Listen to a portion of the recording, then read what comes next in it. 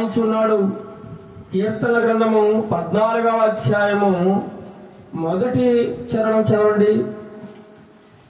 14వ కీర్తన భాగము. దేవుడు లేడని బుద్ధిహీనులు తమ హృదయములో అనుకుందురు.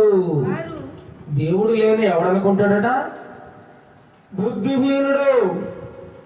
దేవుడు లేడు అని అంటే వాడికి బుద్ధి లేదు, వాడికి జ్ఞానం లేదు, వాడికి వివేచన శక్తి లేదు, అసలు వాడు మనిషే కాడు.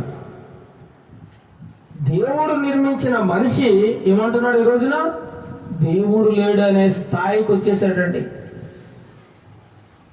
కొంతకాలానికి సైన్స్ టెక్నాలజీ అభివృద్ధి చెందుకున్నదంట.